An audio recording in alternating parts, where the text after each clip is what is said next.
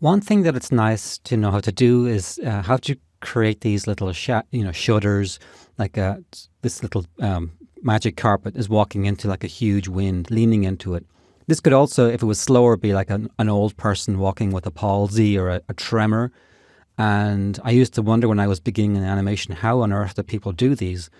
Because how do you deliberately put wiggles into all these drawings? And as it turned out, it's a simple trick. So essentially, it's an example of a stagger pattern. You're probably familiar with the simple pattern where we do a slow in, an object moves from position A to position B over, say, 12 frames. And then we expose the frames out of sequence 1, 2, 3, 2, 3, 4, 3, 4, 5, 4, 5, 6.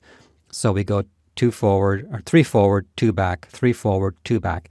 And that creates that spring effect. And what we saw in the magic carpet walking into the wind, that was an example of a zigzag pattern. We just go one step in more complex, not much. So what we do is two different sets where there's slight variations in the beginning and the end frame. So they're more or less doing the same thing, but all we've done is nudge, two different versions of the animation, and now we're going from one into the other. So we're exposing from one set into the other set.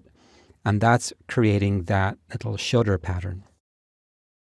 So this is the software that I used. It's Adobe Animate. You can use any tweening software that you like to do this. So I'm going to show you, the basic principle is the same. You could do this in CGI if you want. It would just be a question of what software that you would use in post-production to go between the two different sets of renders or frames or whatever.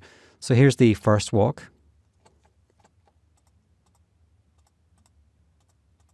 And here's the second walk. Now, if I overlay them, that's it. So I'm not really changing the contacts with the feet on the ground. Notice that. So that's the one thing that's changed. That's not changing, because I want the walk position. Obviously, the foot is on the ground. It's not going to slide, but the upper part of the body up here will. So that's being really hit. A little bit of wobbling in the middle. And so let's take a look at what it looks like when we oscillate from one to the other. And that's it. That is the basic structure. And if I go into this symbol, you can see here, I have just moved from one into the other and back again. And that creates this nice effect. So I made some variations of this. I was wondering how far it might be pushed, because maybe the two frames might feel a little mechanical, a little too fast. So I made a third version. And now we have three different variants. And here, if I go into this symbol, you can see now I'm going 1, 2, 3, 1, 2, 3. And let's see what that looks like. It looks very similar to the first, but it's certainly a little more natural looking. So I made one more. So now we have 4 of these. And in the final version, I decided 4 was more than enough at this point, but now I have my different walks. 1, 2, 3, 4, 1, 2, 3, 4.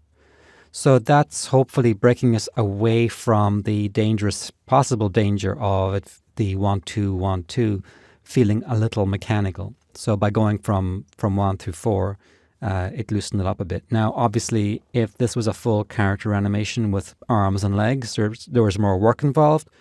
But even with small adjustments to things like a head position or an arm position, you can get these kind of effects.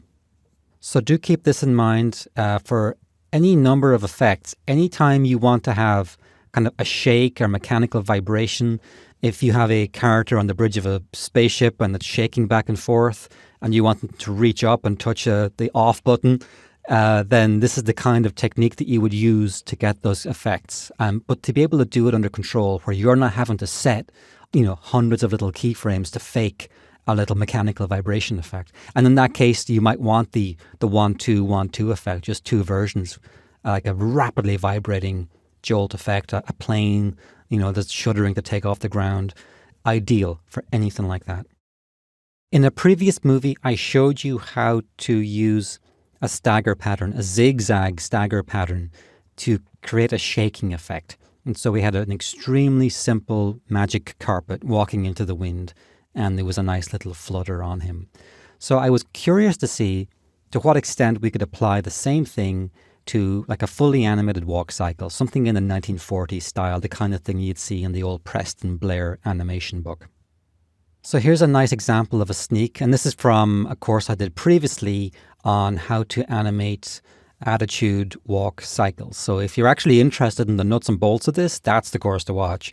But let's see if we can take that animation and now apply a zigzag stagger pattern to it. So we have our sneak walk. He looks really scared.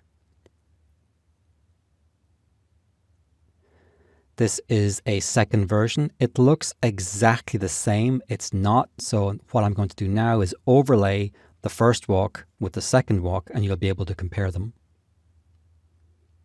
Now, if I pause a frame, you'll see that's about as much variation in the second version.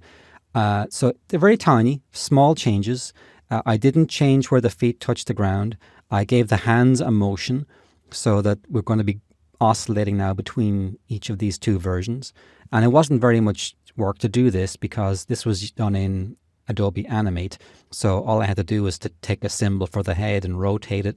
And if you're working in CGI, it means you do one version of a walk, then on the second version, you just move the head up, move the hand down. But it doesn't really involve reanimating anything. All the hard work was done in the legs. All I'm doing is nudging some of the edges of the limbs a little bit. So that's the thing with the overlay again. So very subtle. And in the final version, we will then oscillate or expose from one to the other. So we'll go from frame one of one to frame two of the next. And that's the result. So notice to the feet, if you watch this foot here as it touches the ground right there, there's a nice little shake. If I go through frame by frame, as we go from one to the other, here, he's even scared to touch down. So it's a really nice way to add just a little bit of extra emotion and intensity to what is already a really, really nice sneak cycle. So you're just taking it up like one more degree. And it's the kind of thing that a lot of people don't do anymore because they'll do the sneak and go, that's a great little walk, and walk away.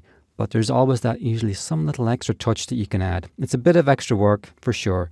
But if you have the time and if it's going to be one of those scenes that you really want to stand out, definitely keep it in mind. So let's say you want to do a pan scene where you're tracking the camera across the screen, or you want to follow an action and you want the background to move behind the characters. You want to have a panned background. So it's got to be longer, much wider, usually far wider than you think. And in the old traditional days, the poor background artists and layout artists who had to draw these would be, like working on very long tables with sheets of paper that could be like 5, 6, 7 feet long. So in this case, thankfully, we're working on Photoshop, and we don't need to do that and break a sweat. So in this case, here's the crop of I think it's an HD TV 16:9 aspect ratio. And there's different ways that we can think of a pan scene. So we can actually just pan the background, keep the characters in place. So these guys are running, and we can just pan the background. Presto, pan scene. And you can see I've really made it even longer than here. So we can just keep going and going, like the old Scooby-Doo cartoons when the same, 3 doors keep going behind them because they found a way to loop them.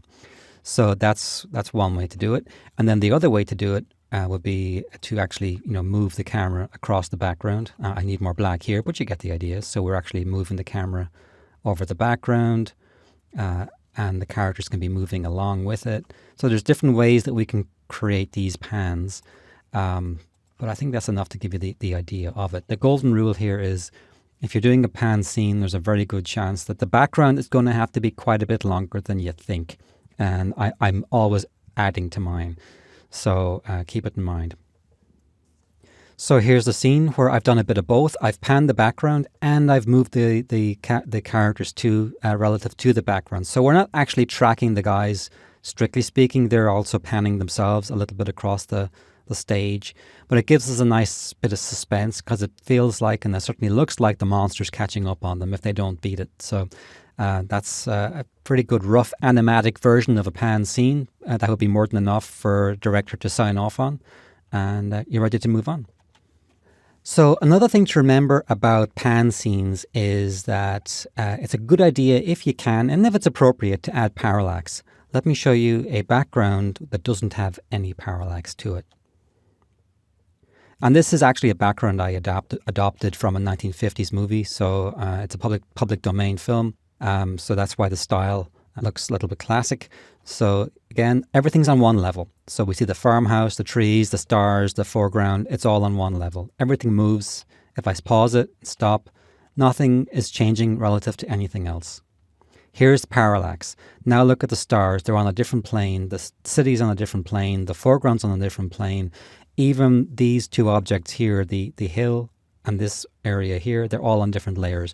So because I had the ability to do something with greater ease that the original animators didn't with the tight schedule, it would have been a nightmare for them to break up their painted background onto 5 or 6 layers and move them all on different speeds, maybe get it wrong after reshoot it all on 35mm film. For me, it took me an afternoon to cut it up in the program and just to change a few tweening factors. Again, no parallax. So that's what they had to work with, given their time constraints and their budget. And it's fine. It's not bad. It's just a background that's on one layer. And now parallax. Now, I could have gone even further, taken this into After Effects, put blurred. I could have gone crazy. I could have blurred out the city. I could have, blurred out the foreground if I'd wanted to, because it's on layers now. And I can also move objects between the layers. So if I wanted to have like a character coming over the hill, I could do that. So it's great to have your background on layers when you're creating your artwork. Try to think ahead. So you could, if you want to do a all-on-one layer and then cut it up. But if you can think ahead and think at some point, it'd be nice if we can do parallax on this. Then you can begin to plan out your backgrounds with the city on one level, the midground on another, and the foreground on another. It really isn't that much more work. So here's an example of a vertical pan seen entirely from one point of view. So let me show you what this looks like when we apply the pan to it, because obviously in this kind of a bowl barrel effect, it looks very peculiar. So we can start the scene at the top and move down to the bottom. So, obviously this framing is a bit weird at this point. We could actually go in tighter at that tentacle right up at the top of the skyscraper, or we could start around the eyes and the snarling mouth. We have any number of options. We could go in a little tighter, pull out a little further.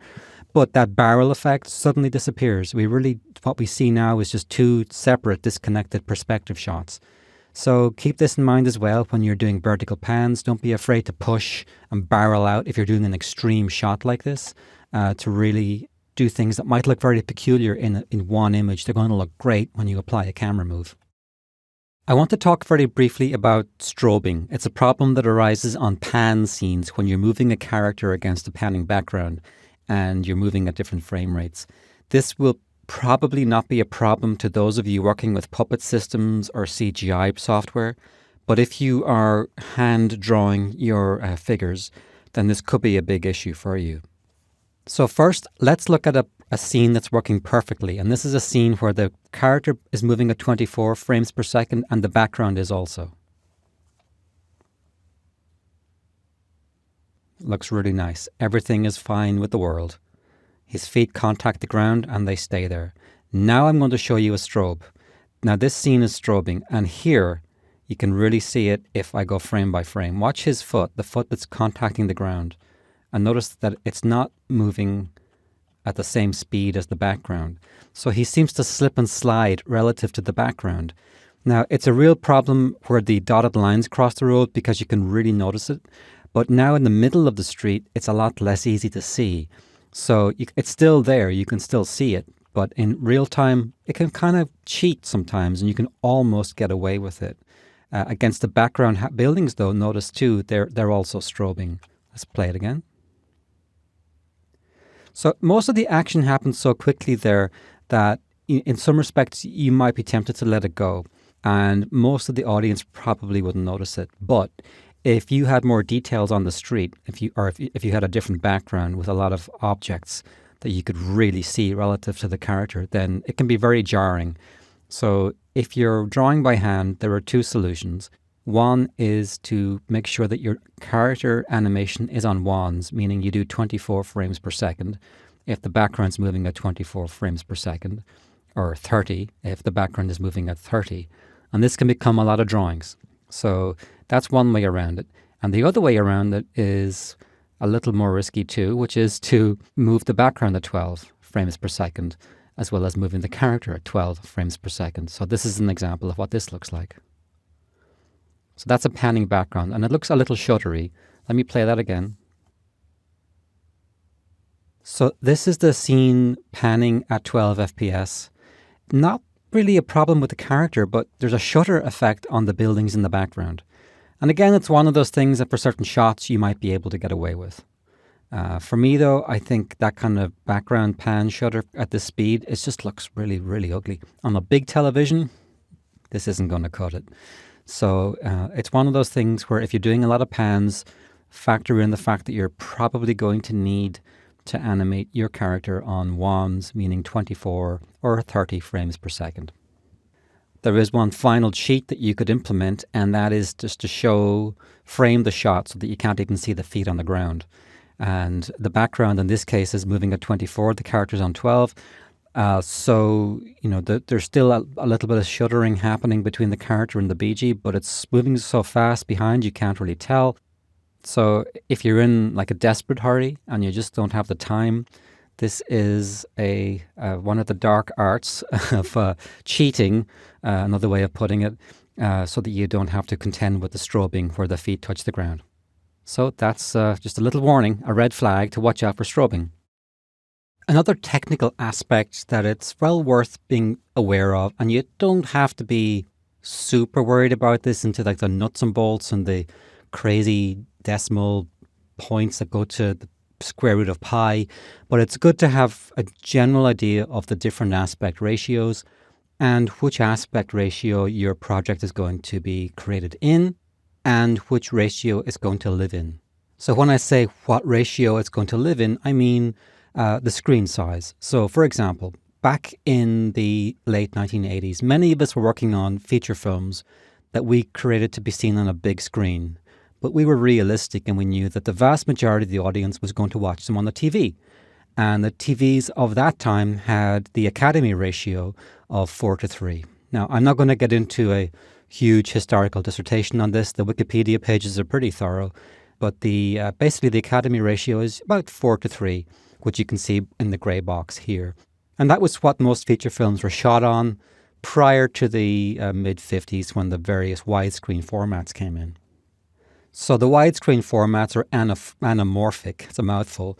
There's more than one. They tend to be, as you can see, just right down here, almost cropped off this little widescreen image. And there isn't a single one widescreen format, but in general, as the name suggests, they're wider than they are tall. And in the extreme cases, extremely wide. So you can look up the different formats. But most of the projects that you're going to work on are going to be in the more familiar 16:9 or the HD TV format, which is kind of a compromise between the 4:3 and the widescreen. It's a nice mid-range. And when I said earlier, what format are your projects going to live on? The chances are pretty high they're going to be living on a 16:9 screen because that's what most screens are today. So here's the 4:3 area. That's the old Academy standard, and the old TV sets, they all had that basic ratio.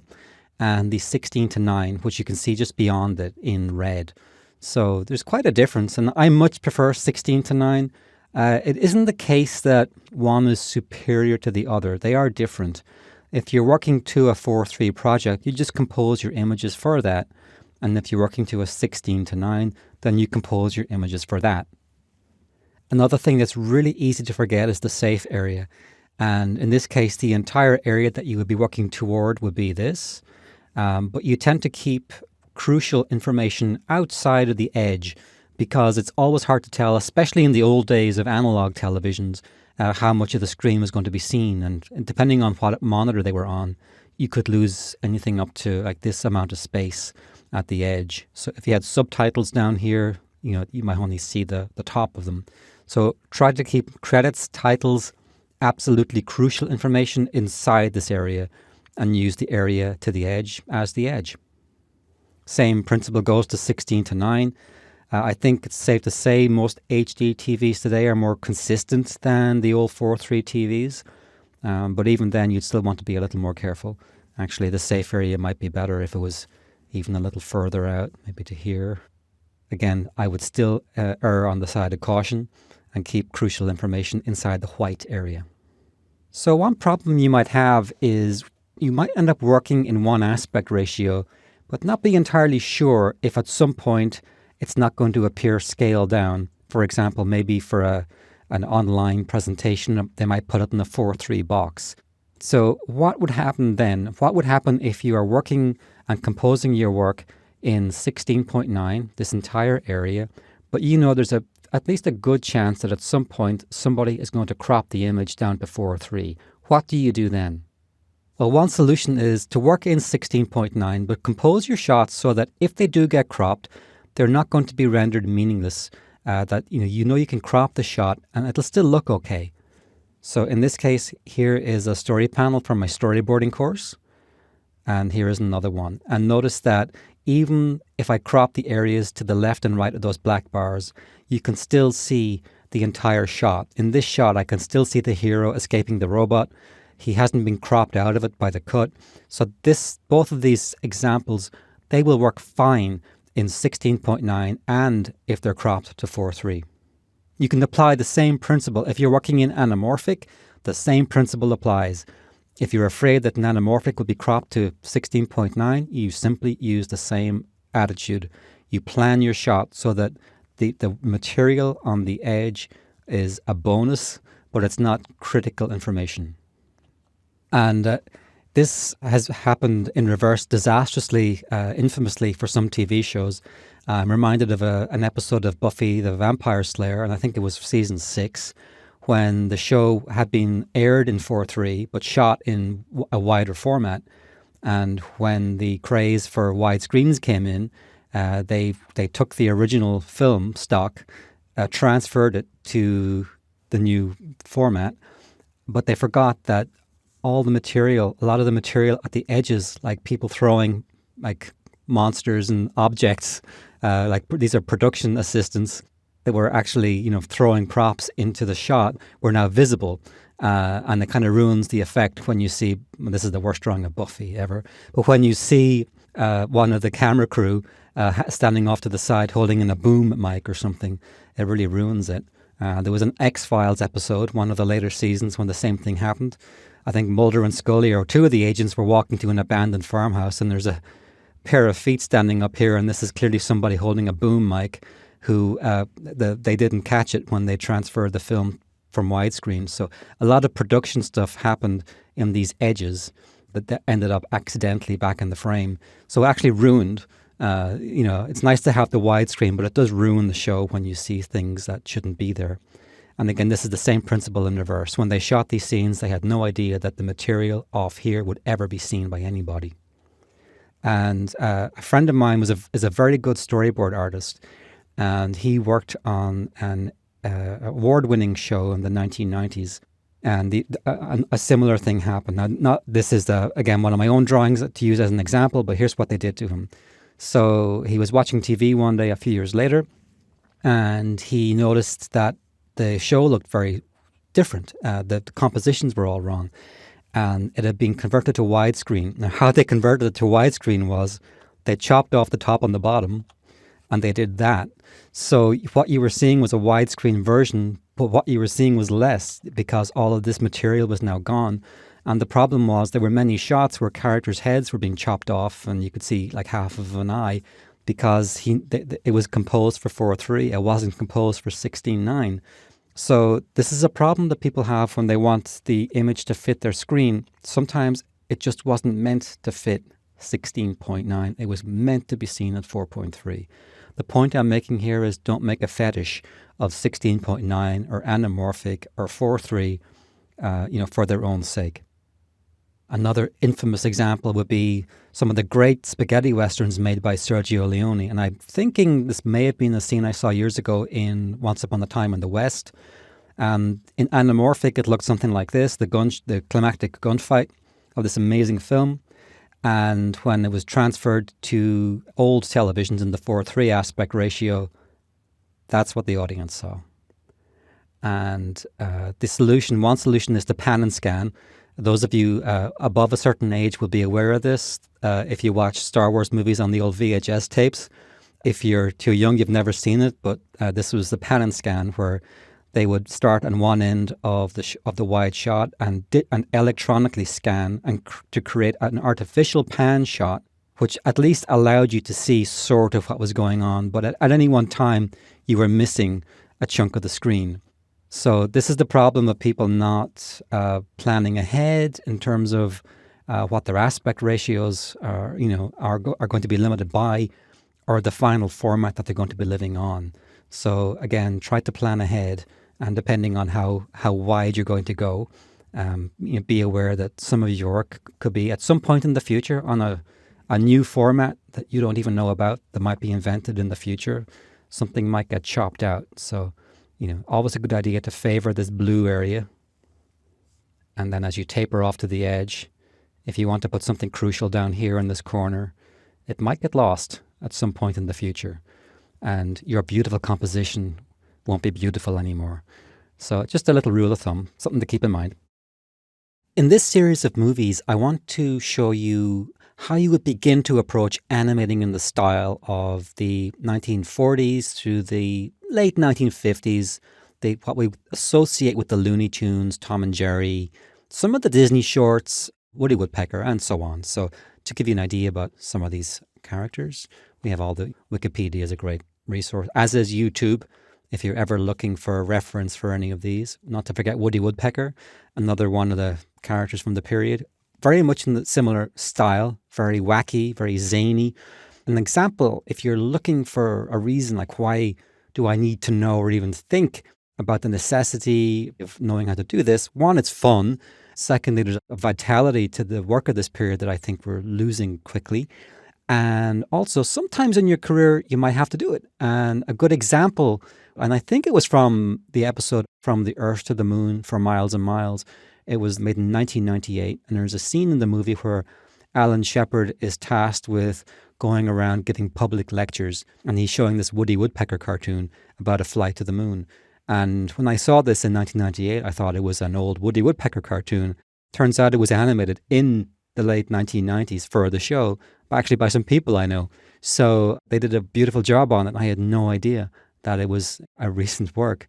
So sometimes it may be necessary for a TV show, or some production might want an animation. They want it to look like it was done in 1945, in which case it would be really nice if you at least had an idea, an outline.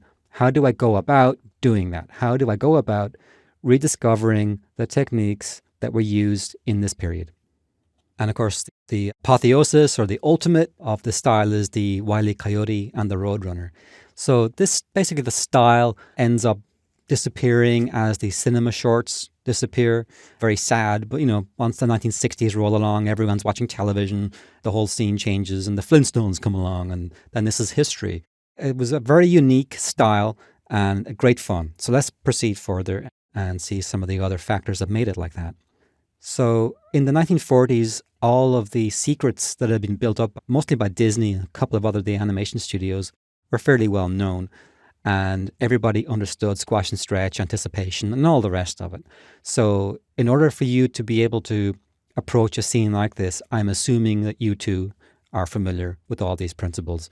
If not, you're not going to enjoy the process of trying to animate a Looney Tunes or a Woody Woodpecker type cartoon today.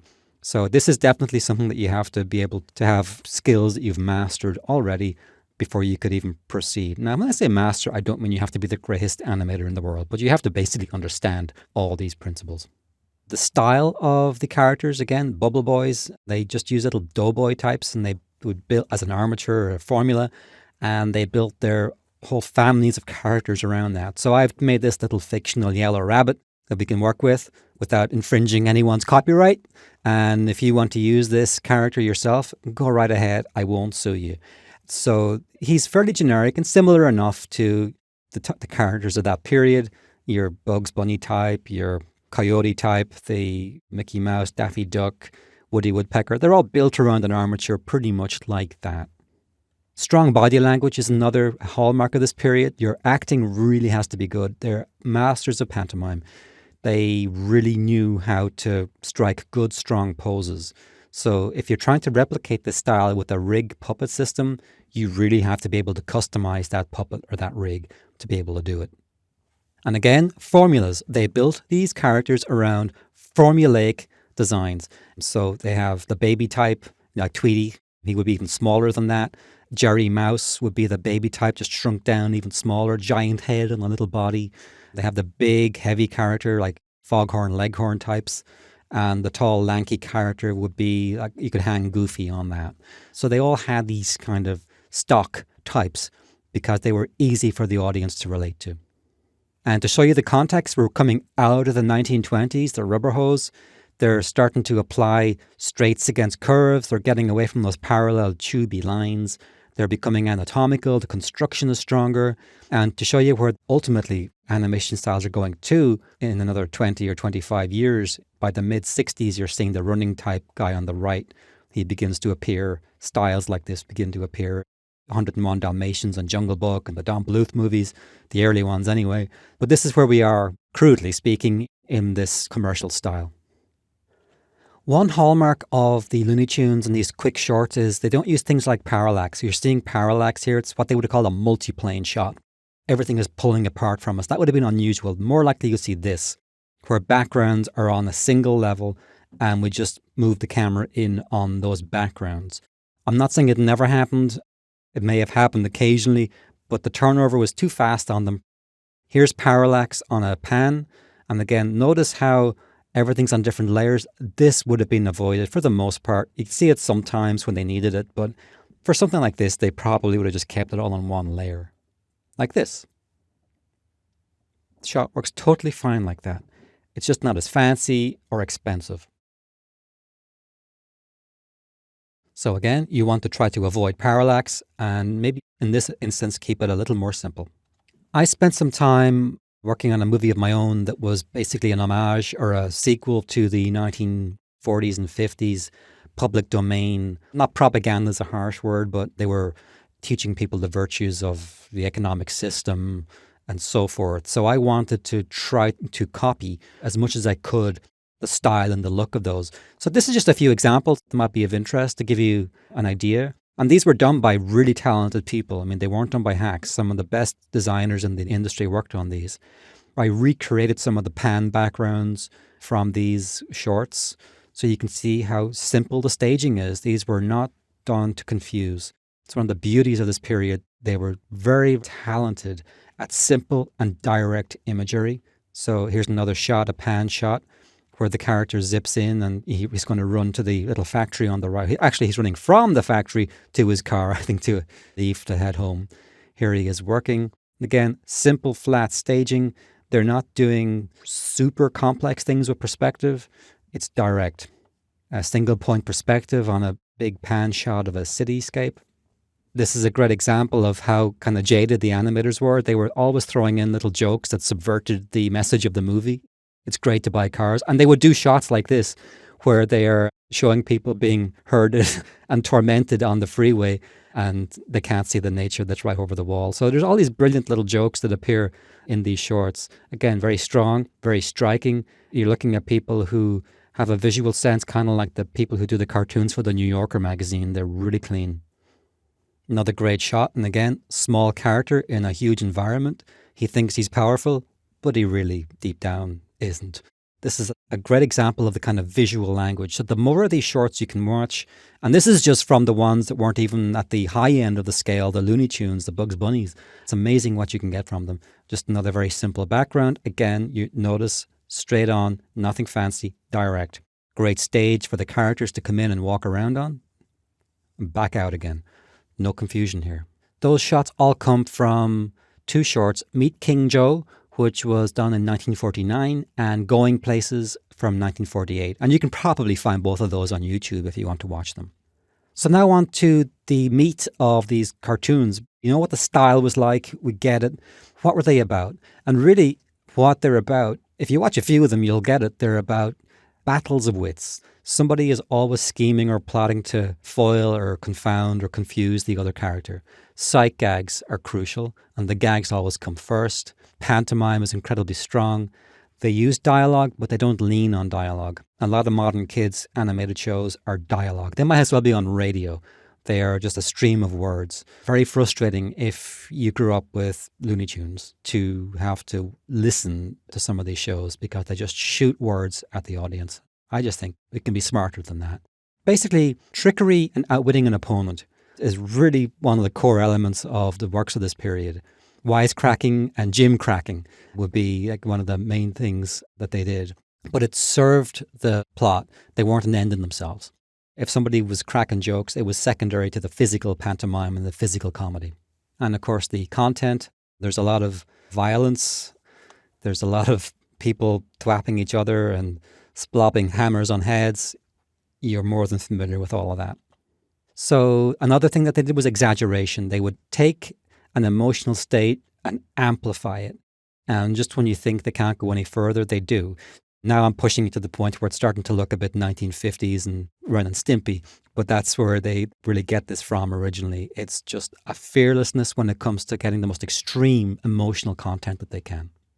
Another great example of exaggeration, a much more elegant one here, where we go from a reach on the mid one, a better pose, to a really strong one. I'm going to end with just some reference short, and these YouTube links could be dead by the time you watch this, or they could still be up. If you can't find them, just type in any of these names or start searching.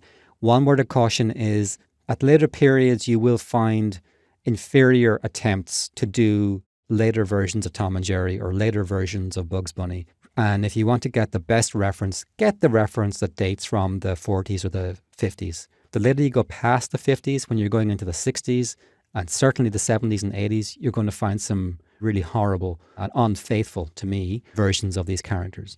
And the whole point, of course, is to copy the style of the period. So why copy somebody else copying the style when you can go direct to the source?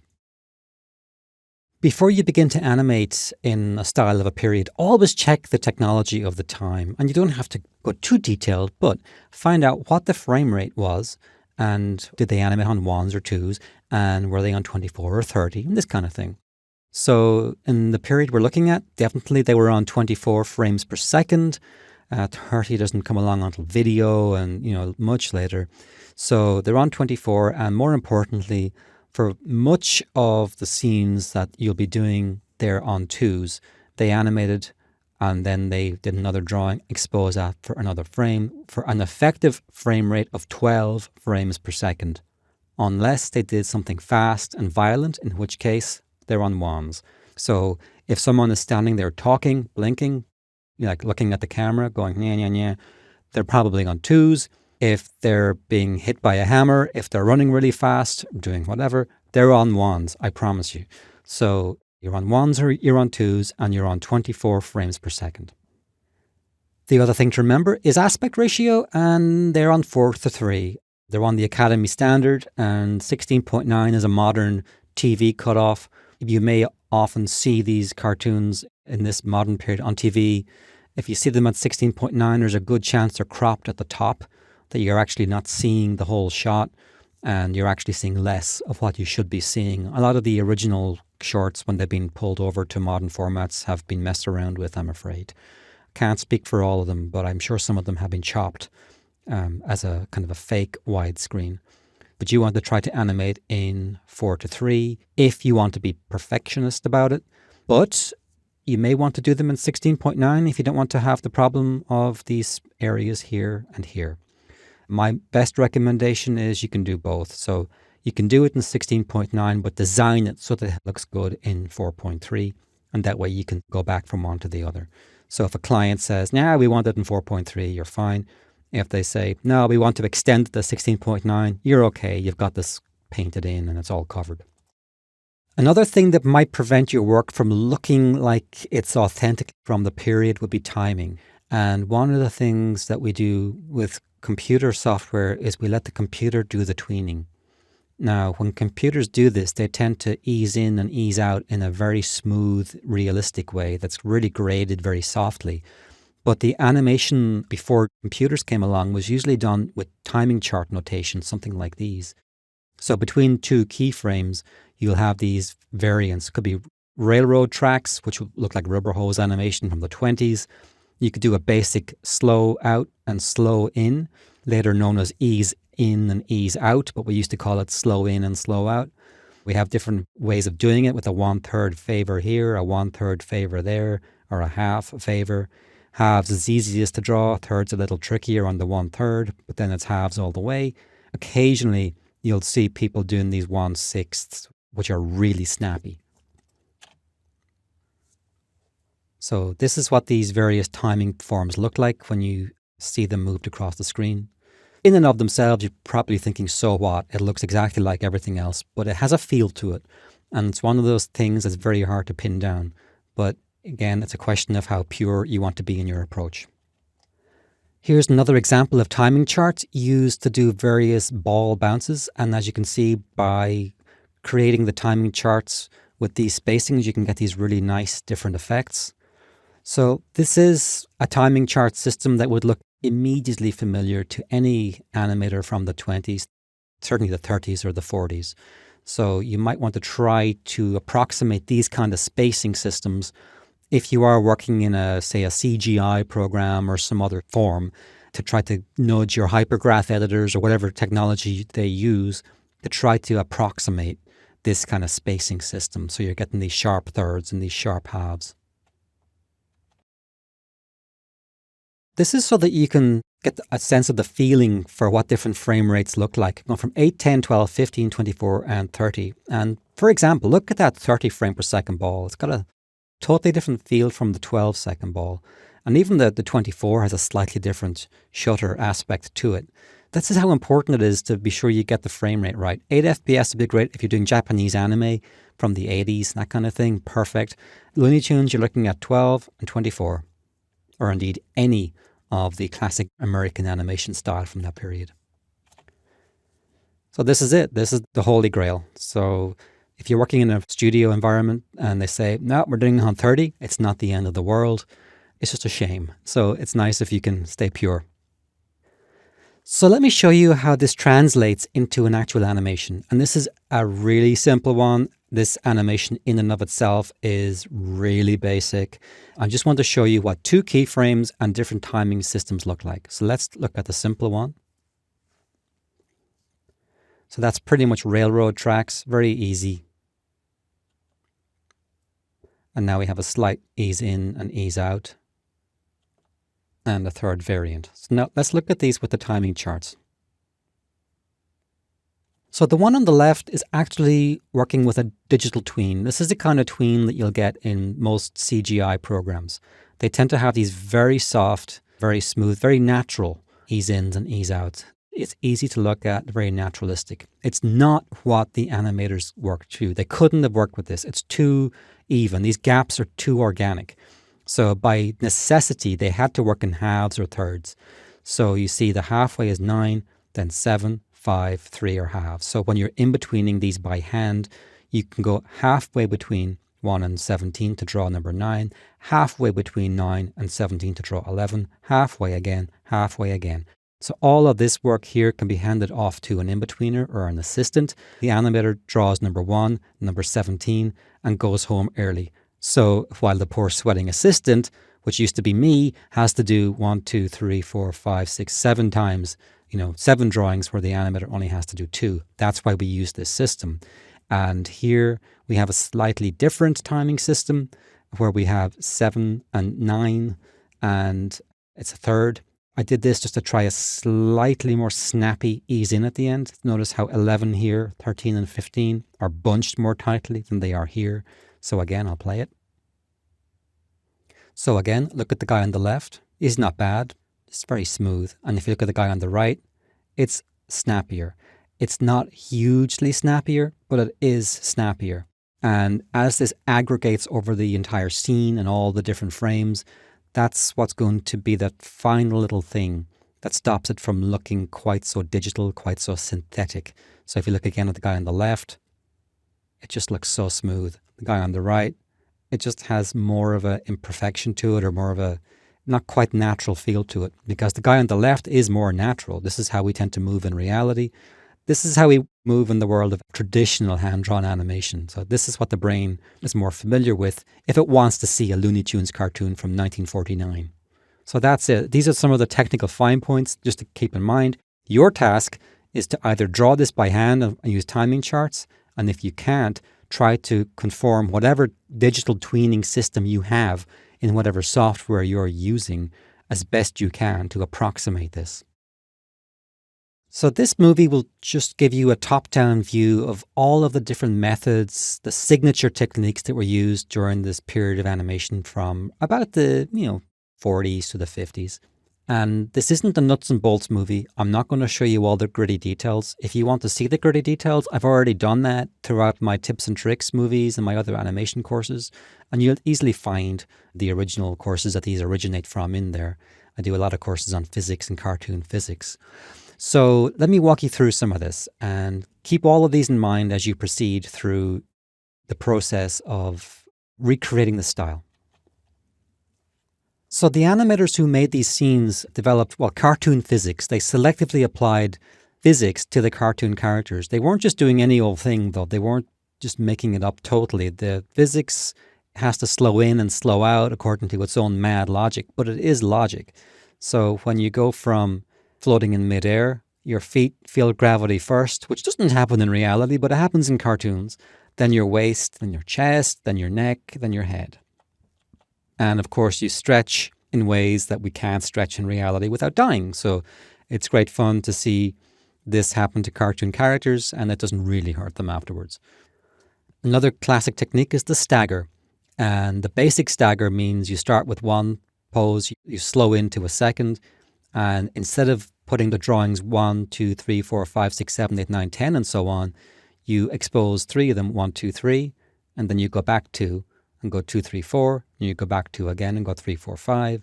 And so you're staggering or shuttering from the start to the end. You're slowing in, but in a way that's jagged and it's fun to look at. So this is the result. And that's a typical scream. My favorite stagger is the stagger that starts from one position and has 2 different staggers which are exposing into each other. This is a lot of fun to do. And a good example of that would be the wooden plank effect, which you can apply to characters as well, of course, if you can hit them in the head with something. So in this case, we start out with the plank in one position. Let me show you that. So our start pose or our 0 pose, we have 2 keyframes, one in the down position and one in the up position. So we tween from the down to the up to the down, and now we have 2 sets. Up to the 0, down to the 0, and the 2 sets overlaid. Now we're not going to actually show you the 2 sets overlaid. I'm showing you this as a demonstration of what the assets that we now have. And when we expose the stagger to go from the bottom one to the top one and back again, you see a pattern something like this at the bottom row. So the basic stagger I showed you, easy enough. Now we're going to do from the top to the bottom and the bottom to the top. 1, 2, 3, 4, 5, 6, 7. And that's the result. So keep this one in mind as a very crucial trick to have because we're going to be applying that to all kinds of things. Here's an example of the same technique applied to a person screaming. So we have 2 different paths that are going from start to finish. One's curving slightly to one side, one's curving slightly to the other. And the stagger zigzags from one tween path to the other tween path. So to do this, depending on what technology you have, could be tricky or not. You could be working in a CGI program where you have to really work against it to make it do something like this. You might have to render out 2 different sets of renders and then take them into a program like After Effects or Premiere and chop out frames on one layer on another. I don't know. I don't know what tools you're using. In my example here, I was drawing by hand. I've done this before using the wooden plank was done with the tweening system in Flash. So different programs can handle it. I think pretty much any software, combination of software, you'll be able to hack it. So don't rule it out and try to find a way to pull this off. Another trick that they used a lot, and this is a great time saver, is the zip or the wipe. And this allows you to do these big transitions very quickly without doing too much horrible drawing. So let me go through this a bit more slowly and show you. And you might have noticed it in transit. So that's the wipe. And there's actually another one at the beginning. So everything begins to blur and smear into one another. Now, if you're using a Puppet or a rig, you may not be able to do this. It could be very difficult. So this is definitely something for people who can break out of a rig and do a drawing. Now, I made this in Flash with a Flash rig. If you're using Adobe Animate, it's the same program. You can do the same thing. But these drawings here, I had to draw by hand using the onion skinning, and that's the result. So you have to trade off the fact, is it saving me time to do this? Also, does it look authentic? And it's certainly a thing they did a lot. So it's nice to be able to throw this in. Don't abuse it. Don't do too much of it. But it's nice if you can use it where it's absolutely needed or where it's going to sell a scene. Here's another example. In this case, they're helping to move a character across the screen and using a blur and, of course, the compulsory smoke poof and spiral effect. Well beyond the scope of this course to get into that. But again, it's a nice cloud poof effect. They are also very useful for hiding transitions and gags, reveals, this kind of thing. So keep in mind too that you may need to set aside some time, which can be time consuming, to do these little smoke effects. They were also very fond of fast actions, things that will appear for one frame. And notice how here we have the entire head turning into teeth. For one frame, there's frame before that, there's a slight lead into it so that the color doesn't pop too badly, because white here, white teeth, white teeth, white teeth, white teeth, and then white again. So this color area would probably not even read at all if it was just for one frame. But having like this slight lead in over this frame here to here to here is enough. So we only have this monstrosity happening for 3 frames on a 24 frame per second rate. So it's 1/8 of a second. And let's see what this looks like in animation. So you don't see it, but you feel it. They love doing things like this. And even with this crude graphical character, you can see, that reads. Quick transitions are another, and you can snap really brazenly from one into another if they're always moving from one form to a different form. And here the transition goes from ball to boom, figurative. So you just snap. You go cleanly from you anticipate, and then bump, there you go. Now you have your little strong man. I mentioned before, timing and spacing. The timing charts are crucial because they worked in halves and 1/3. They weren't easing in and easing out very smoothly like we do with digital tweens. And as you can see, you can create any number of effects, different balls with different weights, and then apply the same technique to characters as well. It's very powerful. You might feel, if you're unfamiliar with the traditional timing chart system, that it's a little clunky. It really isn't. It's very powerful. And don't be afraid, if you can, to apply color. This is the Scream I showed you earlier, and they would definitely intensify these scenes by adding color changes, which for them would have been an enormous trouble to switch a character because they had to physically mix pots of paint. So if they can take the trouble to physically mix pots of paint to make a character's face turn red, we can certainly do it on a computer so much more easily. So there's no excuse for us not to do it at all. It's not comprehensive, but this should give you a feeling for the kind of tricks and techniques and the general approaches, the fun, zaniness, complete disregard for anatomy. Like they'll hit a duck and his beak will slide around his head. It's a lot of stuff that we seem to have become very shy of doing. So we have to lose that shyness and start to be a little braver. If you feel like the rig is constraining you, you have to try to find a way to get out of the rig. If your drawing is constraining you, you need to find a way to be a little bolder with it, because these guys really were. I'm very quickly going to give another overview, and this time it's an overview of walks and runs, because it's one of the things that these animators were really good at. And again, this isn't a nuts and bolts movie. I've gone nuts and bolts on all of this material on previous courses, in particular how to animate monsters and alien creatures, and 2 other courses on walk cycles, particularly the course on attitude walks, how to do sneaks and stomps and that kind of stuff. They go into all the detail you're going to need. This is, like I said, just a global overview of the kind of skill sets that you will need to be able to tackle these kind of scenes. So in this case, I thumbnail a Frankenstein monster and wanted to get out of the usual constrained walk cycles that we tend to do when we're practicing, and just to do something that was, a little more fun, had some personality. Broke a leg here, on the walk, stuff that was going to be a little off balance. The kind of big, heavy, mean, scary villain character that tends to come up in the classic cartoons of the period, the big muscle guy that everyone has to work around and outwit. too, I'm not afraid to use colors on my thumbnails when I'm doing walks and runs because it really helps your brain to follow the action when you're going from one to the other. So the beauty of this scene, as I discovered, I was really surprised by this. I just very simply blocked in the contact positions on 1, 7, and 13. And I did the passing positions on 4 and 10. And I was thinking, oh, I'm going to have to add some kind of squash or high point to really finish the scene off. And as it turned out, I didn't. So that was the result of just those 4 keys. And I was like pleased with that. I thought, I'm not going to do any more than that. It's the kind of thing that I think would have passed muster back in the day. I think it's smoother as a result. There's nothing stopping me from going in and adding maybe a little extra to it, but I was just so chuffed with the fact that you could get a fairly believable run in terms of the amount of engineering involved. It was pretty neat. It has that old-timey feel to it. And for those who care, these are the 4 images overlaid. And again, I go into my course in much more detail on this, but again, just 4 keys for a very nice, very believable, typical, for me, 40s, 50s era run cycle.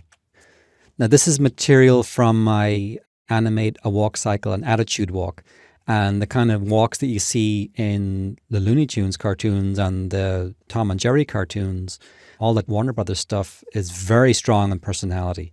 And if you look at the Preston Blair book, for example, he has pages and pages of these very cool attitude walks, but he doesn't show you how to break them down. So they're beautiful as inspiration, but they're actually kind of difficult to pull apart in terms of which drawing did he do first, what sequence did he do them in. So the whole point is you lay down your contacts, then you make the passing position, and that's where you do anything really flexing of the back or anything that's really going to break up the walk to give it a looseness. So the contacts establish the personality, and the passings then the fluidity with them. You can add a down position and an up position, of course, as we have here, going even further with it. And that creates like a very strong, angry, classic era stomp. So that's what he looks like. Now, some of the things that don't look quite 1940s or 50s for me are those really sharp elbows. So I'd want to round them off a little bit. Lots of little things like that. But those are stylish. I think in terms of like his physical motion, that looks pretty good. It doesn't look like a rig to me. And that was done in a rig system. I just went fine-tuning all the little symbols and shape tweens and motion tweens. Another typical example is the sneak cycle. Same thing, identical process that you saw with the other one. It's how you break it down. Contacts first, then the passing position, then you go in, put in the lows and the highs. And again, very nice classic look. You can continue to refine this. You could put little extra movement on the fingers. Once you add things like hair, costume and the rest of it, and you have a little drag on them, this is really going to start looking like it's potentially from the period. And it moves across the screen beautifully. I mean, really nice. These guys do an awful lot of running because they're constantly chasing each other. So this is a 6-frame beat. So in other words, the contact positions are 6 frames apart. If this is frame 1, this is frame 7, and so on. So just to give you an idea for the speed for a typical run and the amount of time he's going to spend in the air. I'm not going into nuts and bolts here. I have this covered in my previous course. Here is an image of the run overlaid in place. But again, the kind of thing that you need to know, I can do a run, I can make it believable, it'll feel like a run, because if you're going to do a few scenes of these guys, they're probably going to be running away from one another at some point. So, this is a modest enough run. I'm not totally in love with it. I'd like to make another pass, but it's okay. It doesn't feel bad. It does not feel like a run. And here's a 6-frame beat, so that's a little better, a bit faster, and starting to feel more like an actual thing you'd see. If I was going faster than that, we would add speed lines. They would always use a dry brush effect, where they would get a physical brush, load it up with paint, and then with a flick, they would get that fake motion blur. That's another approach that may be available to some people. It's the kind of thing that some people might even want to do in Photoshop as a bitmap or a PNG and bring it into the software. Again, I can't speak for everybody because you're all going to be out there using different programs. You may or may not be able to do it, but keep it in mind. Unless you're going to animate a scene where a character is more or less standing in place, it's really good to know that you have a basic competence with walks and runs. And it's a good opportunity if you do decide to do one of these scenes to push yourself to put a little more personality or a mischief into your work. In the previous movies, I've shown you a lot of material that I've covered in other courses and movies. So I don't want you to think I'm just cannibalizing stuff I've already got lying around. I've spent a huge amount of time developing this figure for you to use as you please. I don't care what you do with it. If you do your own scenes, I'm not going to come after you. So feel free to use this guy as you like. And he's fairly typical looking character from the period. It's really difficult to design from a different period because you find you've built up all these mannerisms from whatever time you live in and you're unconsciously applying them. So I've tried my best and I've no doubt there's things I could have done better, but he's pretty close. Let's take a look at the final scene that I created using all of the principles that I've shown you previously. So here's our little guy standing in place. Let's see what happens. So standard Looney Tunes, Tom and Jerry repertoire. I mean, this is the kind of business that went on in those shorts all the time. There's stuff that you could do, for example, here where he could blink and look at the camera. You've seen that in Roadrunner cartoons all the time. I left it out. I spent about 3 weeks working on all the different parts of this scene, so I want you to know just how long it took. This was a really, really intensive scene. And as I was doing this movie, it occurred to me, good grief, if it's taken me this long to do one scene, it's going to take a lot of people an equal amount of time. Under what circumstances would you need to do work like this? Well, there's a couple of answers. One is you can do components of this kind of action. The closer you can get to this, the better. It's kind of an ideal. But also, there could be a point where somebody might want one scene for a campaign or like an advert or their website, and they're willing to pay a respectable amount of money for one standout scene. So that's happened to me before, could happen to you. And it's nice to know that you have the chops to be able to pull out something like this. It also looks fantastic on your reel. So it shows what you can do when somebody gives you the time that the animators in this period had. Working against me, I had the fact that I was working in Flash or Adobe Animate, which is not exactly conducive to this kind of work. There's certain things it's good at and there's certain things it's not good at. So I wasn't working in Toon Boom Harmony, for example. So I was trying to push the program to go as far as it could without looking like Flash. That's the problem. So let me walk you through some of the thumbnails, how I approach this, like where do you even begin? If you're familiar with my other movies, then you know where it begins. It begins with thumbnails. That'll come as a surprise. So in this case, I just sat down and I drew up a bunch of thumbnails. There is, for me, no other way. I know some animators don't use them. I don't know how they get any work done at all. So I knew I wanted to begin in like a cocky, hands crossed pose, easy enough. I wanted to include all the bits and pieces that I was going to show you throughout the course in one scene. So that was going to be to wipe him into a pose like this. So hand crosses are really tricky to get into and out of. So what a great excuse to use a wipe, just to like wipe your way away from that ugly transition into his pre-anticipation or his reaction pose. I didn't take down or anticipate down into this. I just snapped him into the stagger, did a big staggered scream, squash, settle. There's no overshoot. I could have done an overshoot. I thought, no, I'm just going to keep it really snappy and simplify it. It's complex enough. Snapped him right into here. And then instant smack reaction into this, whatever this thing is. I wanted just some big generic 19th century looking train wheel thing come in and smack him. And then, of course, the classic post-impact state. And you look at the old Tom and Jerry cartoons when he gets hit in the face with a iron and it gets pulled off. His face looks like an iron. I mean, we're not talking about sophisticated theater here. It's really simple and clean and direct and obvious, but it's also very funny. So, and then I wanted to do like a little simple walk, just like almost a Charlie Chaplin walk with the big feet, dunk, dunk, dunk, dunk, like this, with little short steps that would look kind of funny. And notice my timing here is railroad tracks. I'm not doing anything fancy. It's just even timing all the way out. I wanted to see what it looked like. And we do timing charts here for the ease into this. We use halves to have into the second stagger pose. Halfway timing here, half here, half here.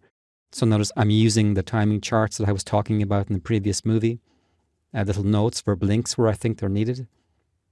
Here I have a comment, hold the impact to frame 107. In other words, I want this impact with the splat after the ears settle, I want that to hold for about a second so that there's no chance it doesn't read. Then when the metal thing, whatever it is, removes, we hold here for 14 to 20 frames. Again, you want these reaction poses to register, and I probably didn't hold them enough. If you look at the Roadrunner cartoons, some of those holds are eternal. They really let it sink in. They may have been waiting for audience laughter to die down. They would have been seeing their work in front of a live audience much more than we do. There'll be like 2 seconds of laughter there. Let it read. There's all kinds of things that, you can push even further. But this is pretty decent. I mean, it gets us fairly close. And then the other thing I did with the stagger, this isn't the stagger that I ended up using. We will push it a bit more later on in the next movie. But right now it's the basic stagger. It's the 1, 2, 3, 2, 3, 4 stagger. So let's look at that again. I'll go through the poses one by one. So that's our start. These are just the thumbnails. I just brought the thumbnails into my animation software and laid them up on the stage. This is the result. Wipe. Oh no, screams, lands, but he's not fast with it enough to move. Splat. And then he walks. And you can tell even from that, like this little walk when I shuttle through it, even those little very quick sketches with the tilting back and forth, that's cute. That's going to look really nice. So at this point, before I began the 2 weeks of work finishing this scene off, I had the peace of mind of knowing that the thumbnail and this little pose test was solid. And I knew it was going to be worth the effort and the sweat. So that's why I always tell everyone, and I'm going to keep telling you, to thumbnail. So again, this is the final scene colored.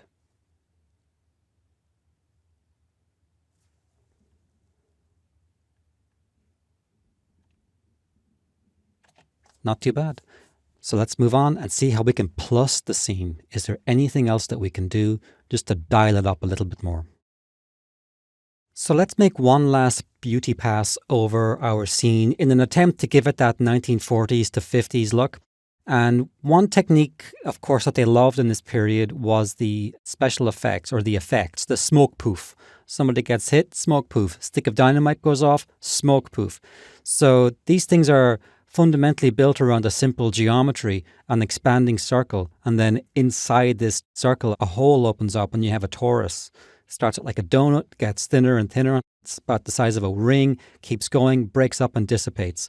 So the timing pattern that you see here from frame 1 to 37 with dissipation around 37 to 41 or 43, that's on 24 frames per second. If you want to try this on 30, then pad these numbers a little bit. So I'll show you now what this looks like in pure geometrical form. So that's the original poof, and I picked a kind of an intermediate speed for this, so it's a little slow because I reckon I could do it slower and then speed it up if I ever wanted it faster. So if you imagine this with the sound effect, poof, like that. It's certainly a little on the slow side, but let's see what it looks like when we then begin to animate over it. So here I've superimposed the ring with the structure beneath. And let me zoom in just for a little bit. I'm going to go in a little tighter. It's kind of nice. So you can see here, for example, the forms are basically an edible donut. If you had like a little sugar glazing on that, it would look really good. At this point here, a few frames later, let's see how many frames, 4 frames, it's starting to break up into these little discrete blobs. And then by 4 frames later, very short space of time, it's already coming to pieces. And again, although it's coming apart, it's still roughly based around this ring construction. So it doesn't go too wavy or goofy. This is a straight on view. There's nothing stopping you from doing a 3/4 view, but you would still have a 3/4 perspective donut torus ring that you would construct your dissipating clouds around. And here we are again with just the cloud now itself this time. I'm going a little bit closer so you can see. So again, a simple sphere, slight hole, donut, and then smush. It's gone. There's nothing stopping you also from doubling the speed. So instead of 1 to 5, this could be frame 1, frame 3, frame 7. The slower you go, however, the more precise you have to be. The fast smoke poofs can be very erratic. I found when I was slowing this down to really stretch it out, I had to go back in and fix a lot of details. It took a lot of time. Now I'll just run you through the drawings in place.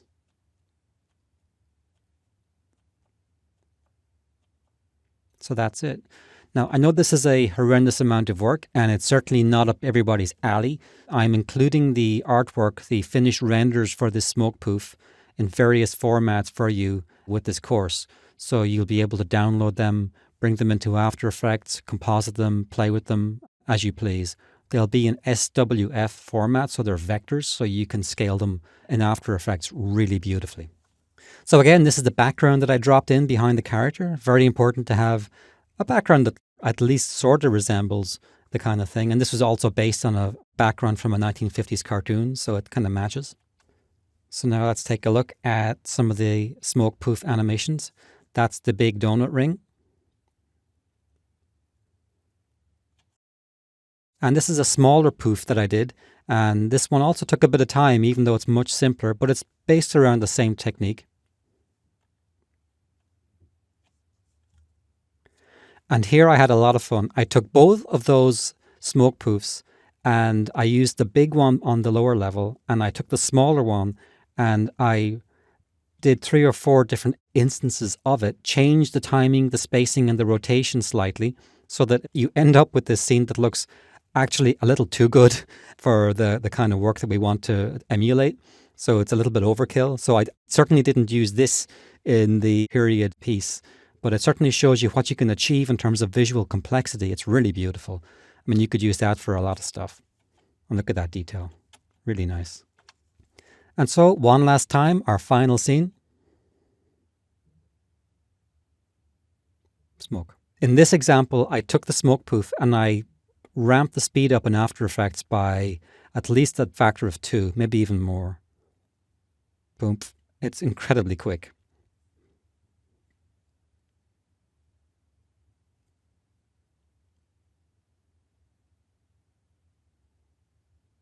So that's it, our final splat. And hopefully something that would trick maybe many members of the audience into thinking that they were looking at something from a previous period.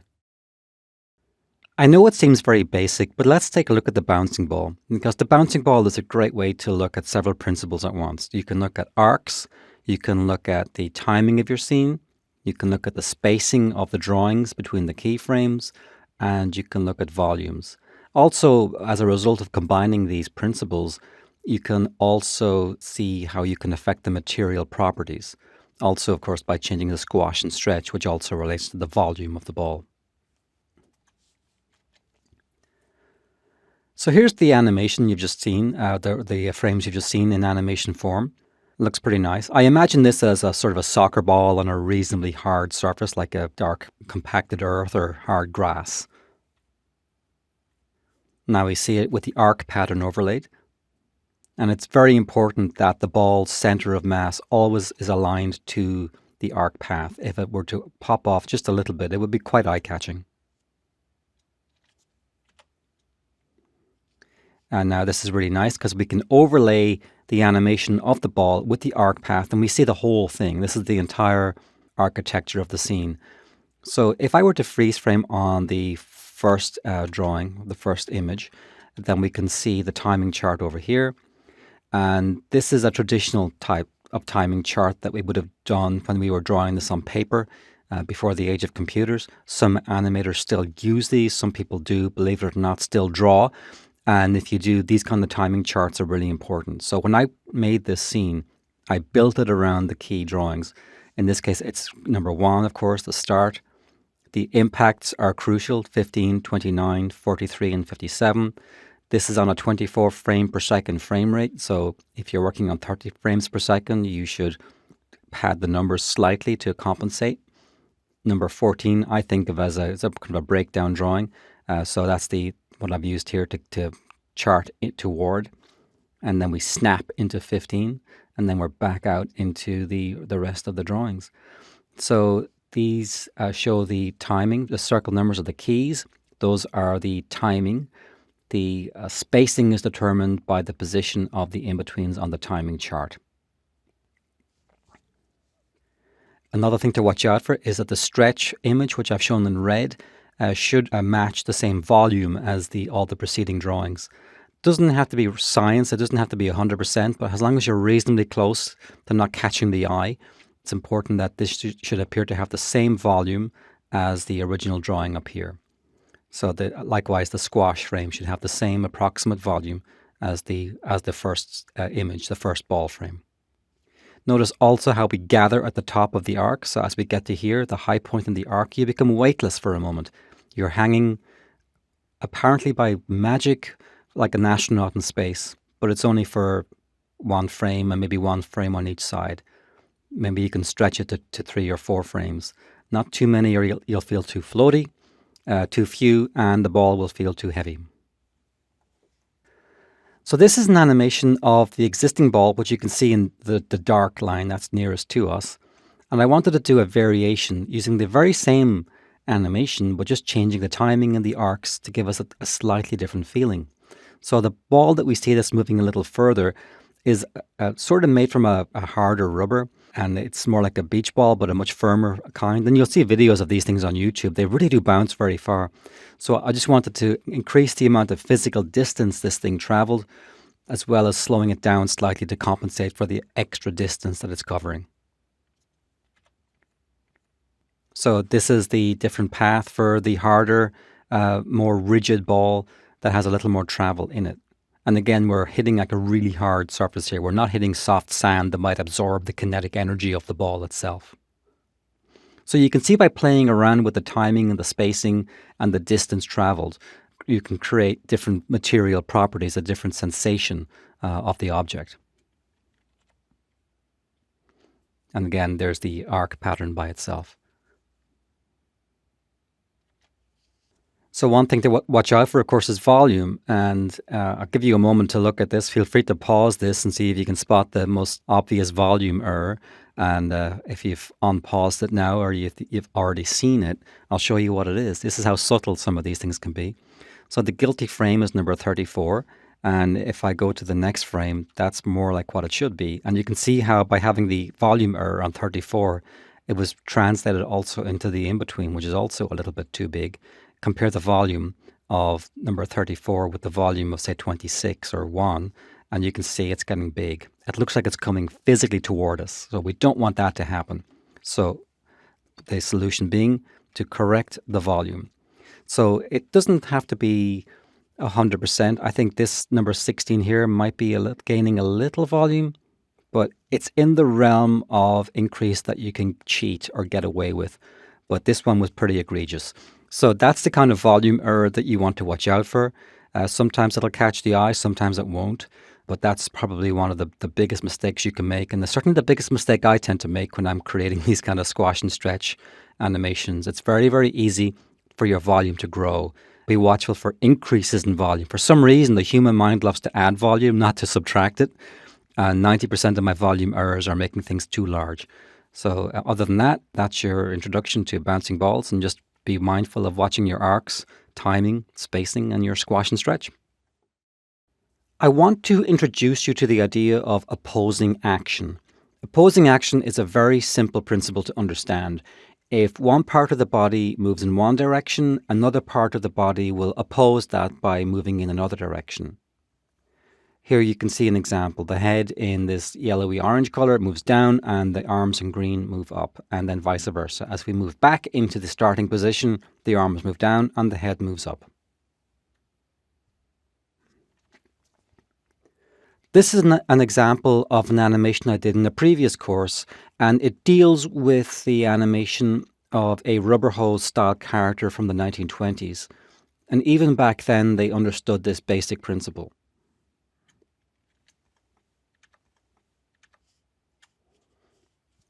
Now, of course, we're not limited to up-down opposing actions. We can also oppose in different directions. So here we see a very simple graphical stickman, and throughout the scene, as he moves in one direction, there's often some little part of him, even if it's only an elbow on the other side, that moves in a different direction. If we push him from the side, one part of him will tend to try to not fall over by instinctively moving in the other direction.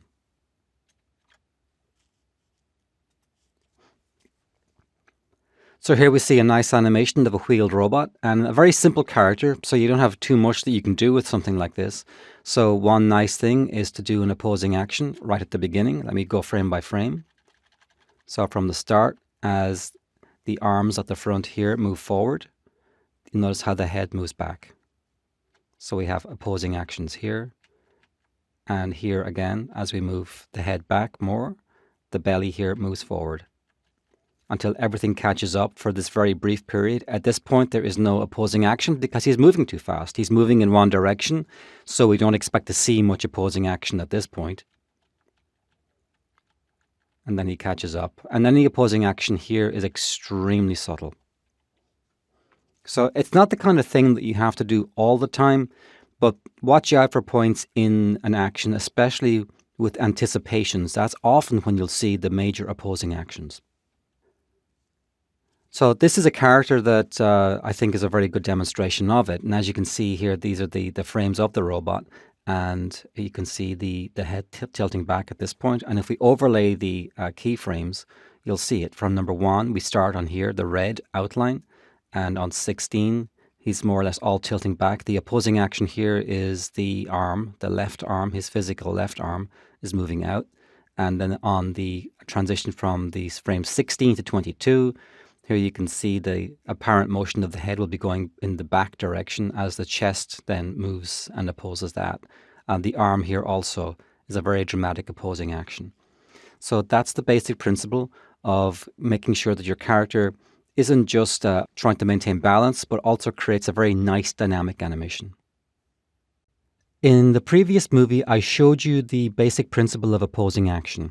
And here I want to walk you through some examples of how you would begin to apply that in more common scenarios. Here we have a seagull doing its flying cycle. The one problem with this scene is there's no opposing action. The wings are simply moving up and down, and that's it.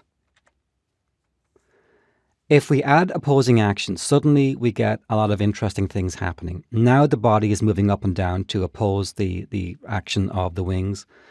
And as a result of that too, we're adding little overlapping actions on the tail, the feet, and the beak. Now that's beyond the course of this movie, but you get the basic idea. Once we begin to initiate the opposing action, many other things begin to follow. And suddenly we go from a very static, boring animation into a really interesting one. Here's a really nice example. This, like the seagull, is taken from my previous course on how to animate flying creatures. So the dragon body is moving up and down as the wings move in the opposite direction. So as the wings move down, the hindquarters of the body of the dragon's body here moves up. There are many other things happening here, but that's the main thing that's going on. If I was simply to add one thing to a basic flying scene, it would be to add this little opposing action. And again, one common place where opposing action is seen is in an anticipation. If you have a figure who's anticipating a big action, that's a good point to have an opposing action. So if I freeze this action right on the start here, and if we go through frame by frame, the head moves down while the shoulders and the hands move up. And that's a really, really strong anticipation as a result. So here are the thumbnails or the main frames of the action. And as you can see here, the frame 19, the head begins to move down as the shoulders move up. And it's a fairly strong, look at the wrist. The wrist is going from here to here to here as the head moves from here to here to here. So that is giving us a really, really beautiful, full animated anticipation. Yet another strong anticipation, and this is from another previous course I've done about how to animate monsters and strange creatures. The anticipation again at the bottom with the mummy, and you notice the head moves down, the elbows move up. And if I overlay the arrows, you can see the yellow arrow now showing you the head moves down and then up, and that's in opposition to the arms in green. So the arrows are flashing to showing you the major points of anticipation. Now there's a secondary principle which I won't go too deeply into called counterpose, which is often seen in walk cycles where we twist and torque the hips and the shoulders relative to one another. But this is also another good example of opposing action. And in this case, you'll see that as one part of the body moves, the right side moves forward, the other part tends to move in the opposite direction. It opposes the other body parts. So this is a good feature to have to any walk cycle as well. And again, this is from a previous course I've done on walk cycles. And as you can see here, we see the opposing action with the left side of the body moving opposite to the right side. So as you can see, opposing actions are important not just to keep your character looking like they're in balance, but also to make the action interesting and to raise it above the basic level. So what I want to do is show you a very simple action that has an opposing action and show you how we begin to break it up a little bit, just to make it slightly more interesting. So here we have a basic gesture. He's pointing and you can see the head's moving down while the hand moves up. That's it. It's really, really simple. Anybody can do this. So let's begin to add a few things. So what I've done on this pass is I've just put a slight drag on the hand at the bottom point. So you can see those little green arrows. That's where I put a little drag on the thumb, or on the finger, the pointing finger rather. On the next pass, I've added a little overshoot at the top of the action. And you can see there. And that also creates its own little tiny opposing action. It's an extremely subtle one.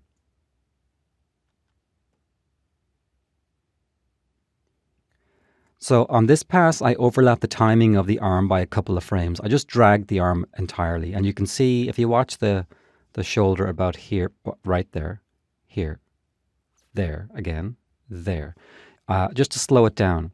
And that offset of the timing, again, makes it feel a little more organic.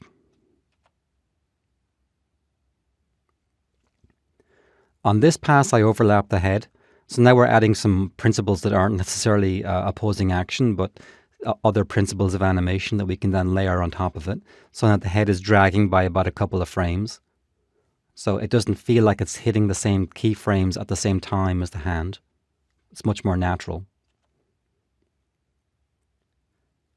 And I just accentuated the snap to the finger on this one because I felt it was, that little overshoot at the end was being a little lost. So now I just pushed it a bit more. So that's basically it. That's how you layer. It's like a lasagna. You're adding all these layers of extra touches to improve on top of the base structure of that basic initial opposing action.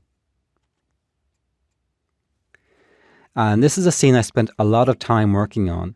It's a classic Disney-style wizard, that kind of thing you would have seen from maybe the 1960s, A Sword in the Stone and all of those kind of movies. So, or Robin Hood. So as you can see, we're flashing the arrows. So there we go. The arrows are moving very quickly to show you the various points in the action where we have opposing actions. So as the head moves down, the hand moves up. As the head begins to move to the right here, his physical right hand moves to screen left. And here, as the head moves down, the elbow moves up. So these little actions should appear naturally if you've animated in a way that's believable. If you go through your scene and you're not seeing any opposing actions, you might want to look for places where it's natural to add them. So that is it. That's the essential process of adding opposing actions and how they begin to apply and enable you to add much more interesting things like drag and offsets on top of them.